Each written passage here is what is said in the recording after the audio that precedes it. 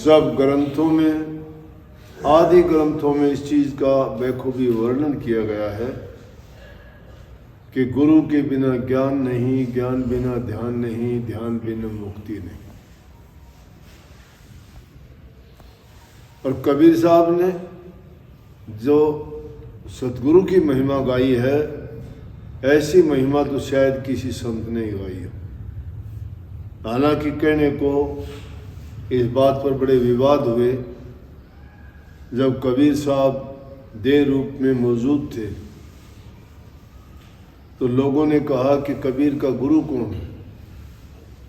जब तक कबीर साहब के गुरु उन्होंने धारण नहीं किए थे तो उनको बड़ी यातनाएं सहनी पड़ी, लोगों के बड़े ताने सुनने पड़े।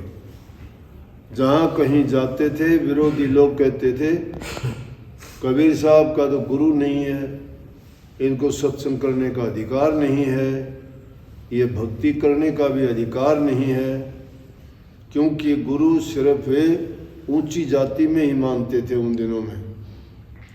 लेकिन कबीर साहब ने उस बात को सिद्ध करके दिखाया और दुनियादारों को ये बता, इस बात का हरगिज ये मतलब नहीं है कहा ना कि गुरु बिन कौन उभारे जी। इसका मतलब गुरु के बिना दूसरा उभारने वाला कोई है नहीं। इस बात का मतलब यह है कि सिर्फ गुरु ही उभार सकता है जीव को। अपनी अकल से, अपनी समझ से, अपनी करनी से आज तक ना कोई उभर पाया है और ना भविष्य में ऐसा हो पाएगा। क्योंकि गुरु कहते हैं रहबर को, गुरु कहते हैं पथ प्रदर्शक को, गुरु कहते हो मुर्शिद कामिल को, गुरु कहते हैं ज्ञान देने वाले को, गुरु कहते हैं अज्ञान और अंधकार मिटाने वाले को। है गुरु हरत करत प्रकाश, यही गुरु का अर्थ है और धर्म ग्रंथ इतिहास। सभी ग्रंथों में देखोगे जो अज्ञान से ज्ञान मिला दे, अंधेरे से प्रकाश मिला दे, उसको गुरु कहते। इसलिए कबीर साहब ने कही कि अगर ये जीव उभरेगा तो गुरु के ज्ञान से, गुरु के उपदेश से, गुरु के बताए मार्ग पर चल के उभरता है। गुरु बिन कौन उभारे जी, भव सागर दरियावथा से। इस संसार की तुलना भव सागर से करके बताई। भव सागर क्यों कहा कि जब एक झलक समुद्र की ओर डाल के देखोगे, जहाँ तक देखोगे आपको जल ही जल नजर आएगा। वो ऊंची लहरें उठती देख के दिल काम जाएगा आदमी का। उनकी वो आवाज़ जो जिस वक्त गर्जन होती है उन लहरों की, तो इंसान किनारे पे खड़ा रहना भी पसंद नहीं करता।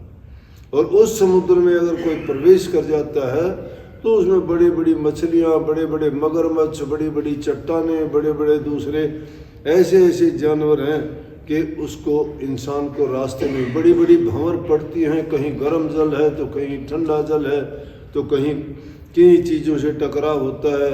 उसके परले पार अगर कोई जाना चाहे तो नहीं जा सकता। इसलिए संसार को भी ऐसा भव सागर बता दिया कि ये भी ऐसा ही सागर है और इस सागर से इस जीव को तरना है, लेकिन गुरु के बिना इस सागर से नहीं तर सकते। तो कहते हैं भव सागर दरियाओं से गुरु के बिना दूसरा पार लगाने वाला नहीं। जिस प्रकार से किसी नदी को पार करने के लिए कश्ती और मल्लाह की जरूरत पड़ती है, उसी प्रकार से इस भव सागर से तिरने के लिए एक मुर्शिद कामिल गुरु की जरूरत पड़ती है, जो उसको धुर आध्यात्मिकता का रास्ता दिखा के, जो रूहानी ज्ञान दे के, दुनियादारी की ज्ञान की बातें नहीं, ये तो हमारे दुनियादारी तक सीमित है, इन मुर्दों के देश तक सीमित है। जिस दुनिया में हम रहते हैं मुर्दा है ये। कबीर साहब ने एक जगह कहा, साधु ये मुर्दों का देश, मुर्दे हैं यहाँ पे, जिंदा कौन है? जिंदा तो कोई है ही नहीं। जिस दिन से पैदा होते हैं उसी दिन मरने की चिंता होती है। बूढ़े को भी मरने की चिंता है, जवान को भी मरने की चिंता है, बच्चे को भी मरने की चिंता है। पैदा होते ही जहाँ मरना मरना मरना मरना, और होता भी है, अंत जरूर अवश्य मरते हैं। तो इसलिए ये मुर्दों का ही देश है। यहाँ मरण प्रधान है। जीवन प्रधान क्या है? जी की कोई जीता थोड़ा है, मर जाता है। अमर तो होता है, कहाँ शमशान घाट में जाके होता है, वहाँ जाने के बाद में वो बस्ती है, वहाँ जाने के बाद में पुनर् नहीं आता, क्योंकि वहाँ सुपुर्द कर दिया जाता है अग्नि के, मिट्टी के। इसलिए कही है कि इस भव सागर से तराने वाला सिर्फ गुरु पार कर सकता है। और कैसे? उन्होंने कही सत्संग रूपी नाव जिनकी लगी किनारे, सत्संग रूपी नाव है उनकी। ये भव सागर से तरने को सत्संग है। ये दुनियादारी के भव सागर से अगर कोई तरना चाहता है, सत्संग से बढ़ के कोई महिमा नहीं है। सत्संग करके बड़े बड़े के उद्धार कल्याण हुए, बड़े बड़े ठागर डाकू लुटेरे चोर भी संतों की शरण में आके तर गए। लेकिन जो संतों की शरण में आके भी अपने जीवन को नहीं बढ़ा सके, नहीं सुधार सके, तो वो फिर 84 में भटके, फिर वो नरकों में गए, फिर उन्होंने वही कष्ट उठाने झेलने पड़े। क्यों? संतों ने उनको रास्ता दिखाया था, बचने का तरीका बताया था, परंतु वो किसी स्वार्थ के बस, कोई लालच के बस, कोई अपने किसी के बस, कोई अज्ञान के बस, कोई मूर्खता के बस, कोई अभिमान के बस, इन चीज़ों में पड़ के वो डूब गए सब कुछ। और जो डूब गए वो नहीं कर पाए। इसलिए कहे कि सत्संग रूपी नाव जिनों की लगी किनारे जी, बैठो बैठन हार खड़े दिन रहन पुकारे जी। पुकारने का मतलब ये नहीं कि वो किसी को आवाज़ दे के बुलाते हैं, नहीं, वो तो कोयल की तरह से कूक लगाते हैं, वो तो उस फूल की तरह से खुशबू छोड़ते हैं। जो उनका आशिक होता है, जो उनका प्रेमी होता है, जो अपना कल्याण चाहता है, वो सीधा खिंचा उनके पास चला जाता है। और जो उनके पास जाता है वो उनसे ज्ञान लेके वो अपना कल्याण कर लेता है। तो इसलिए उन्होंने कही कि सत्संग रूपी नाव में जो बैठ जाता है वो परले पार चला जाता है। और गुरु सत्संग में जाने से क्या होता है? 5 विषय 10 रूप। गुरु क्या करता है? हमारे अंदर जो 5 विषय हैं, 5 विकार हैं, जिनको हम 5 दुश्मन भी कह सकते हैं, जिनमें मुख्य रूप से सारी जितनी भी गलत काम करवाते हैं, ये हमारे इंद्रिय भोगों के रस के लिए काम के माध्यम से, क्रोध से, लोभ से, मोह से और अहंकार से, ये वो 5 दुश्मन हैं। ये 5 विषय हैं। 5 विषय कौन कौन से हैं? वो 5 विषय हैं: जीव का रस, सुनने का रस, चवचा का रस, आँखों का रस, सूंघने का रस। तुलसी साहब कहते हैं कि एक एक रस के बस होके 5 जीव अपना प्राण त्याग देते हैं, और इंसान कैसे बचता है? इसको तो 5 लगे हैं, इसको तो 5 रसों का भोगी है ये। तो 5 विषय हो गए और उनके 10 रूप, 5 काम, क्रोध, लोभ, अहंकार हो गए, 10 मिल गए। इन 10 का मूल कहते हैं जड़ को। इनको जड़ से विनाश करने का तरीका सिर्फ गुरु के पास है। ज्ञान कुआड़ा और कुबद बन है ये। इस कुबद बन को काटने के लिए गुरु का ज्ञान रूपी कुल्हाड़ा ही हमें उससे बचा सकता है। और उससे करके क्या करते हैं कि इंसान अंधा होता है आँखों से।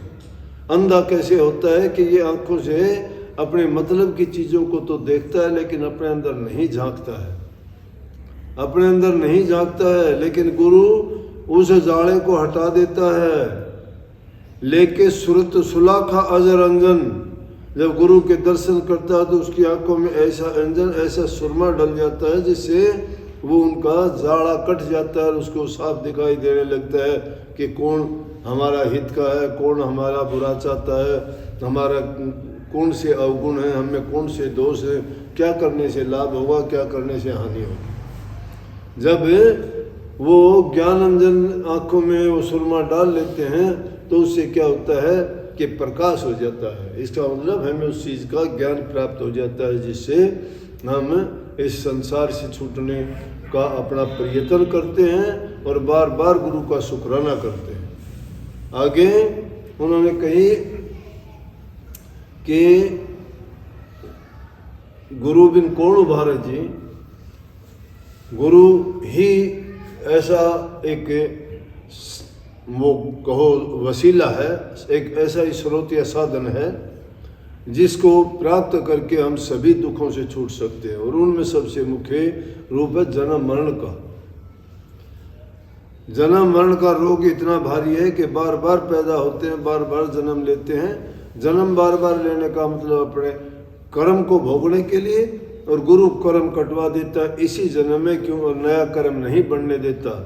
अगर कर्म बढ़ता भी है तो वो उसके हित का बढ़ता है, रूहानी बढ़ता है, उसके रूह के लिए बढ़ता है, शरीर के लिए नहीं, दुनियादारी के लिए नहीं, उनको बांधने के लिए नहीं, उसे छुटाने के लिए बढ़ता है। तो कहा है कि गुरु करें वार से पार ज्ञान वाली डोर सहारा जी। गुरु किसी से पार करता है, ज्ञान की डोर से बांधते हैं शिष्य को। कोई रस्से नहीं उसके लिए, कोई पाबंदियां नहीं उसके लिए, कोई जंजीर नहीं है उसके लिए, नहीं। उनके कैसे गुरु करें वार से पार ज्ञान की डोर से बांध लेते हैं। जब ज्ञान का चस्का गुरु शिष्य को लगता है तो कहते हैं, और परला पार जब पहुंच जाता है तो वो जब देखता है कि वो काल देश था, वो माया देश था, वहाँ ठग्गा भग्गी थी, वहाँ दुख थे, वहाँ कष्ट थे, और यहाँ आनंद ही आनंद है। यहाँ सब रूहों को सुख है, किसी प्रकार का उनको कोई कष्ट नहीं है। अपने ही निज देश में पहुँचने के बाद में वहाँ खुशी के नगारे और ढोल, जैसे हम कोई अच्छी चीज़ की प्राप्ति होने पे खुशियाँ मनाते हैं, उसी प्रकार से ये रूह भी वहाँ पहुँचने के बाद में आनंद मनाती है, और बड़े गाजे बाजे और विजय के हमने जीत लिया। किसको जीत लिया? हमने दुनिया से, काल देश से जीत गए, हम भव सागर को जीत के निकल गए।